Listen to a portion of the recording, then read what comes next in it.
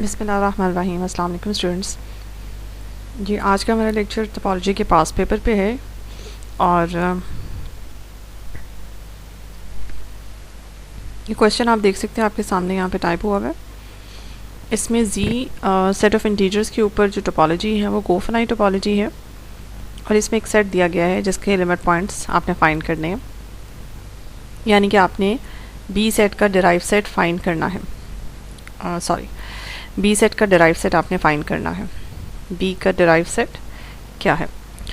अब यहाँ पे मैं बताती चलूँ कि कोफिनाइट टोपोलॉजी जी सेट क्या होता है। जी एक सेट ऑफ इंटीजर्स है और ज़ीरो से शुरू होते हैं इसके अंदर एलिमेंट्स एंड सोन। ये एक इन्फिनिट सेट है और टॉ जो है वो इस वक्त कोफिनाइट टोपोलॉजी है और कोफिनाइट टोपोलॉजी हमें अच्छी तरह पता है। कोफिनाइट टोपोलॉजी के अंदर जो ओपन सेट्स होते हैं, इसके अंदर वो ओपन सेट्स जितने भी होंगे whose complements are the sets, इसके अंदर वो सेट्स हैं the sets whose complements are finite, whose compliments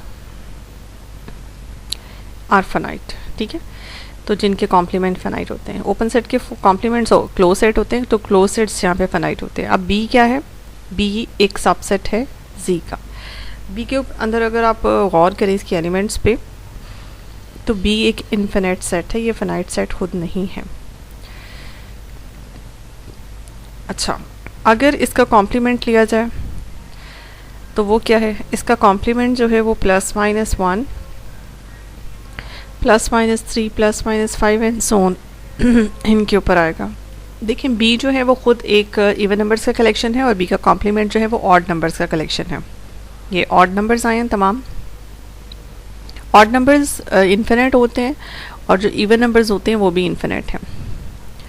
देखिए सेट खुद बी सेट खुद भी इन्फिनिट है और इसका कॉम्प्लीमेंट भी इन्फिनिट सेट है।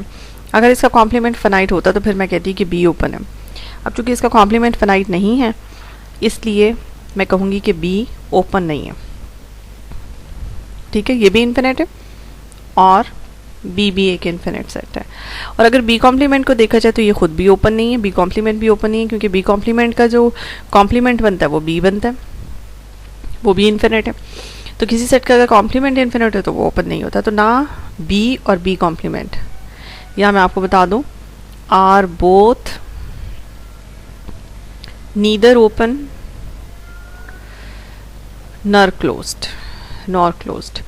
ये दोनों जो है ना ही ओपन है ना ही ये क्लोज सेट है। ठीक है, अब यहाँ पे आप सोच रहे होंगे कि मैं इनको क्लोज क्यों चेक कर रही हूँ बी सेट को मुझे क्लोज चेक करने की क्या ज़रूरत है? देखिए अगर कोई सेट क्लोज होता है तो फिर उसका डिराइव सेट उसी सेट के अंदर कंटेन होता है। मैं सिर्फ ये चेक करने की कोशिश कर रही थी। अब ये सेट क्लोज नहीं है तो इसका डिराइव सेट कुछ भी हो सकता है। देखिए ग्राउंड सेट आपके पास ये है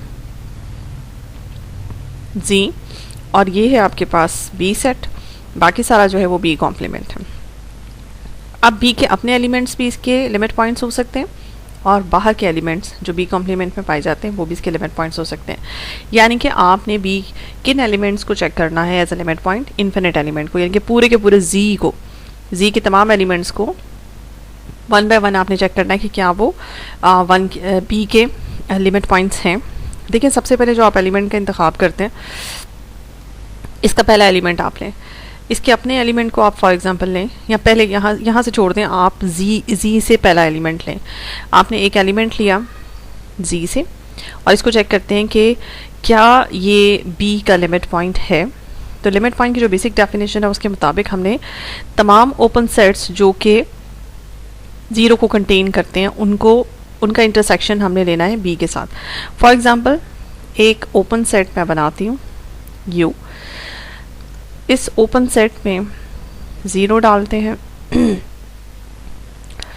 और +-1 डालते हैं और +-3, या चलें आप ऐसा कीजिए,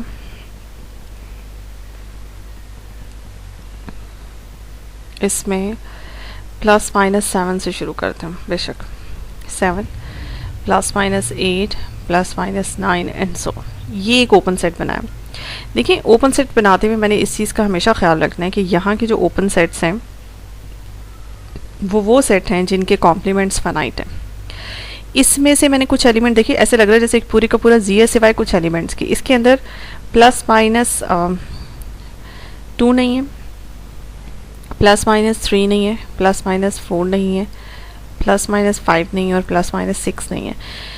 ये आपके पास 10 एलिमेंट्स इस यू में नहीं है, यानी कि यू का जो कॉम्प्लीमेंट होगा उसका मैंने बड़ा ख्याल रखा है।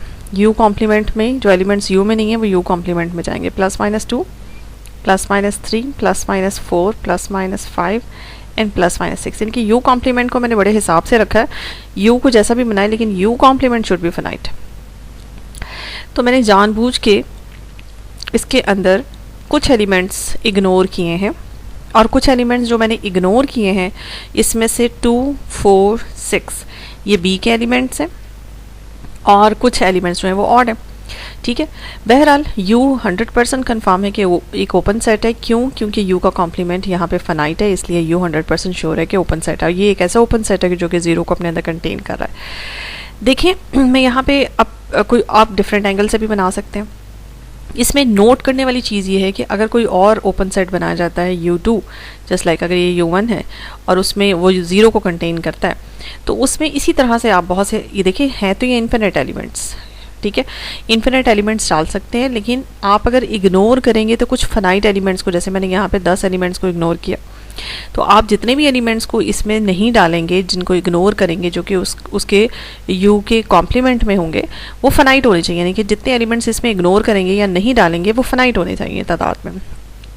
अब यहाँ पे आप अगर इसको बी के से इसके कॉम्प्लीमेंट को देखते हैं तो आपने इसमें 1, 2 एंड 3 यानी कि 6 एलिमेंट्स जो हैं वो बी के से मैच नहीं कर रहे, बाकी तो कर रहे हैं। अब इस U1 का मिसाल के तौर पे पहले मैं U1 का आपको बता दूं, इस U1 का अगर आप इंटरसेक्शन B से लेंगे, बीच में से आप बेशक 0 को इग्नोर भी करते हैं तो भी आपके पास इन्फिनिट आंसर आएगा, infinite number of elements answer में आएंगे, यानी कि आपके पास आंसर एम्प्टी नहीं आएगा। इसी तरह से कोई और एलिमेंट आप कोई और ओपन सेट बना लें, ओपन सेट में आप बी के कुछ एलिमेंट्स इसमें ना डालें लेकिन आप वो फाइनाइट तादाद में इग्नोर कर सकते हैं। बी देखें यहाँ पे इन्फिनिट सेट है, आप इसके इन्फिनिट एलिमेंट्स को, जैसे मैंने इसका पिछला पार्ट कराया है, पिछले पार्ट में सेम यही क्वेश्चन था, ये मैं बताती चलूँ, सेम यही क्वेश्चन था लेकिन उसमें जी के ऊपर कोफाइनाइट टोपोलॉजी बन रही थी और जी के अंदर से हमने एक सेट उठाया था जिस सेट में फाइनाइट एलिमेंट थे 1, 2, 3, 4, 5। उस वक्त जो मैंने आपको काम करवाया था सेम उसी तरीके से मैं काम करवा रही हूँ, लेकिन वहाँ सिचुएशन ये थी कि जिस सेट को का ड्राइव सेट फाइंड करना था वो सेट खुद क्लोज था, ये क्लोज नहीं है और इसके अंदर इन्फिनिट एलिमेंट है जबकि इसमें फाइनाइट एलिमेंट्स थे। तो इसी तरह से यहाँ पे आप जो मर्जी कोशिश कर लें, जो भी ओपन सेट 0 को कंटेन करेगा वो ओपन सेट बी के कुछ एलिमेंट्स ऐसे हो सकते हैं, कुछ फाइनाइट एलिमेंट्स जो कि उस ओपन सेट में ना हो, लेकिन बाकी इन्फिनिट एलिमेंट जो हैं वो उस यू के साथ, यू उस ओपन सेट के साथ मैच करेंगे। तो किसी सूरत भी आपको कोई भी, यानी कि यहाँ पे हम लिख सकते हैं for all the open sets you such that 0 उन ओपन सेट्स में कंटेन है, यू आई से रिप्रेजेंट कर लें, उन तमाम ओपन सेट्स का इंटरसेक्शन बी के साथ नॉन एम्प्टी आएगा हर सूरत में। ये तो मैंने 0 की मिसाल लेके बताई है। अब आप 1 के साथ कर लें, 2 के साथ कर लें, -1 के साथ कर लें, -2 के साथ कर लें, सबके लिए यही मिसाल है। ठीक है, तो बात याद रखिएगा कि जो इस वक्त जिस सेट के आप डिराइव सेट फाइंड कर रही हैं बी खुद भी इन्फिनिट है और ये जो ओपन सेट्स आप यहाँ पे बना रहे हैं वो भी इन्फिनिट है।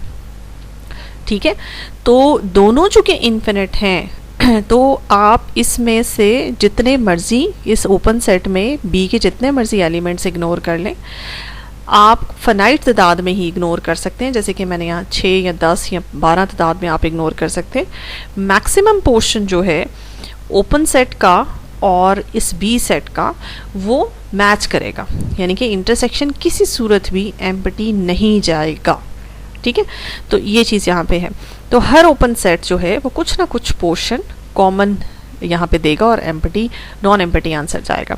इसलिए हम ये कह सकते हैं कि ये काम जो सिर्फ 0 नहीं कर रहा बल्कि तमाम इंटीजर्स 0 +, -1 सारे के सारे जो हैं वो बी के क्या हैं, बी के लिमिट पॉइंट्स बन जाएंगे। तो इस केस में बी का जो डिराइव सेट बनेगा वो पूरे का पूरा आपका क्लोज ये इंटीजर्स का सेट बनेगा, ठीक है। तो इस केस में हम ये लिख सकते हैं कि अगर हम पूछें कि ये सेपरेबल स्पेस भी बन जाती है, सेपरेबल स्पेस इस तरह से बनती है कि इस केस में आपको पता है कि बी क्लियर निकलेगा, बी क्लियर होता है बी का यूनियन अगर हम बी के डिराइव सेट के साथ ले लें। तो आपने जो डिराइव सेट निकाला है वो जी निकाला है, जी में जब आप बी एडअप करेंगे तो आपके पास आंसर में जी ही आएगा, यानी कि इस सेट का जो क्लियर निकलता है वो ग्राउंड सेट निकलता है। अगर किसी स्पेस में, टोपोलॉजिकल स्पेस में, उसके किसी सबसेट उसके अंदर आपको एक ये सेपरेबल स्पेस है, क्योंकि उसमें अगर आपको एक सबसेट मिल जाए जिसका क्लियर ग्राउंड टोपोलॉजी के बराबर हो तो फिर हम कहते हैं कि वो स्पेस जो है वो आपको सेपरेबल स्पेस मिल जाती है, यानी कि वो स्पेस सेपरेबल स्पेस बन जाती है। तो इस केस में G with the cofinite topology and with this subset हम चेक कर सकते हैं कि जी एक सेपरेबल स्पेस है। ये क्वेश्चन का पार्ट नहीं था लेकिन मैंने आपको वैसे ही करवा दिया।